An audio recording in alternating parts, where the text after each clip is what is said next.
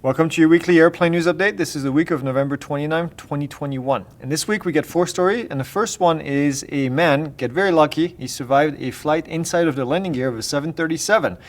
We'll talk about MH370. You may remember that crash that happened several years ago. Somebody thinks that they may have located the wreckage of the aircraft. We'll talk about the Army that is in trouble with the FAA. We'll see what they did. And then finally, we'll talk about the NOTAMs. There is a change of the meaning of the NOTAMs and what NOTAMs actually stands for. So let's get to it. Okay, the first thing this week is a man survived as a stowaway in a 737.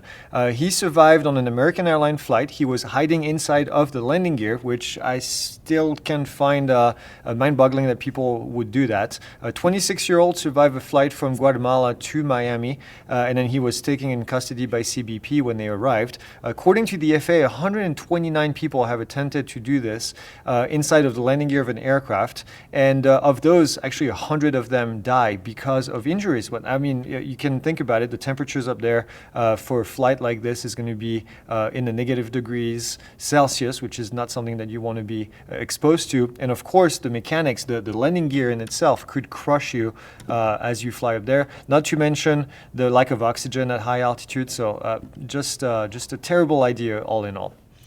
The next story this week is MH370, a Malaysian airline flight that was lost back in 2014, that disappeared actually completely. An engineer named Richard Godfrey said that he may have located, or he knows where MH370 is. The aircraft, it was a 777-200, disappeared. That was in March of 2014, and that was a flight between Kuala Lumpur and Beijing. And he's using tracking technology, and it's called weak signal propagation. And he claims that the aircraft is somewhere 4,000 meters underwater in the Indian Ocean, and that's about 2,000 kilometers west of Perth, Australia. The system in itself is described as a tracking signal disruption, and it uses triangulation location to find where the disruption was, and from here he was trying to reconstruct the flight. Now we know that the flight lost satellite signal at 8:19 a.m. over the Indian Ocean, and based on that information he was able to triangulate. Now obviously at 4,000 meters underwater, it's going to be very difficult to find if that claim is actually true, but if it is, it could finally put an end to the search for that aircraft, which has been going on for a long time.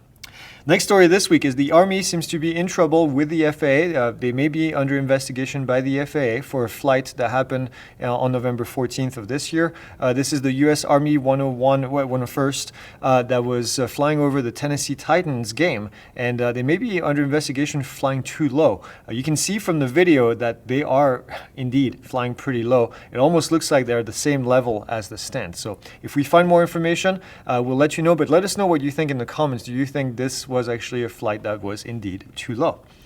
Last story this week is NOTAMs. NOTAMs are changing, not what the NOTAMs actually do in real life, but the meaning of NOTAM. In the past, it was notice to airmen. The FAA is changing it to notice to air missions. So this happens on December 2nd. So the day after you're going to see this video, this is going to go live. If you're a student in the course, we're going to put a note and we're going to make the changes over time. It's not a major change. The NOTAMs still do the same thing that they did in the past. It's just that now they have a different meaning for what the AM at the end of the word stands for. So that's all I have for you this week. Like, subscribe, leave a comment, and I will see you guys next week.